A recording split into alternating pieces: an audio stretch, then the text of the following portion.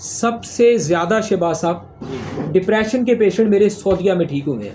अच्छा। और मैं हैरान हूँ, अल्हम्दुलिल्लाह अल्हम्दुलिल्लाह अल्हम्दुलिल्लाह। अगर ये बात मिसाल के तौर पे मैं एक झूठ के तौर पे कह रहा हूँ तो रिस्क हराम है जो हम कमाते हैं ना, बड़ी खूबसूरत बात है ये, कोई इधर उधर की कस्मों की जरूरत नहीं होती। बहुत ज़्यादा डिप्रेशन के मरीज और ऐसे दिनों में माशाल्लाह, इधर से उन्होंने दवाई शुरू की है, उधर से उनकी कॉन्स्टिपेशन, कब्ज, गैस, ज़ाबियत, मैदे के मिसाल बेहतर हुए, डिप्रेशन गायब हो गए।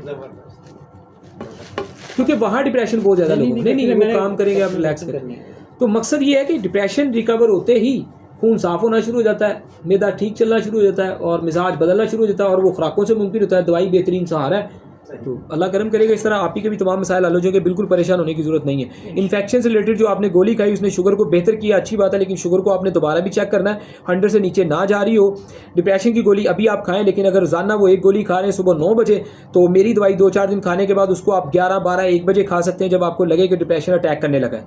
अगर वो अटैक नहीं किया तो 1 दिन का गैप आ जाएगा, ठीक है जी। जब अटैक किया उस टाइम उसे खा लें, फिर इस तरह 2 दिन का गैप, 3 दिन का गैप, आहिस्ता आहिस्ता डिप्रेशन की गोली निकलेगी, इन्फेक्शन की गोली निकलेगी।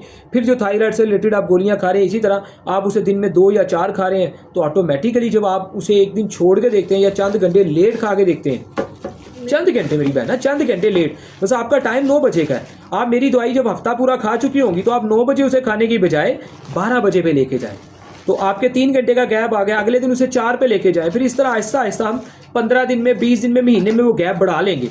अच्छा चले, माना कि ना भी इस तरह गैप बढ़े, आप 1 माह की दवाई खा के अपनी रिपोर्ट करवाएं। अगर वो 100 से नीचे आ गई है, थायराइड 50 पे आ गई, 40 पे आ गई, 30 पे आ गई, तो आपका कॉन्फिडेंस बढ़ जाएगा। जिस दिन वो 0 पे आ जाएगी उस दिन उसको साइड पे कर दीजिए।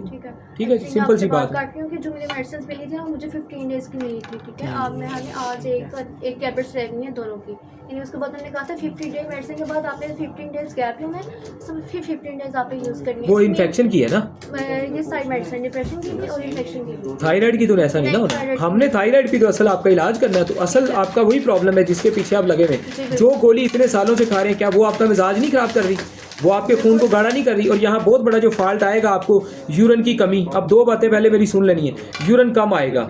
अच्छा, अगर ज्यादा आ रहा है, आप पानी पी रहे हैं, बार बार यूरिन आ रहा है, उसका फायदा ही नहीं है। जैसे पानी पी रहे हैं वैसे वाइड नहीं कर रहा, उसका तो फायदा ही नहीं हो रहा फिर।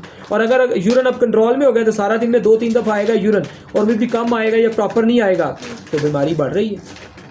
तो अब यूरिन कम आ रहा है, नॉर्मल है, 2-3 दफा। हाँ। और पानी ज्यादा पी रहे हैं, इतना नहीं, कितने गिलास? जैसे खाने के साथ पी लिया या कभी काम किया तो सांस चढ़ गया पानी में।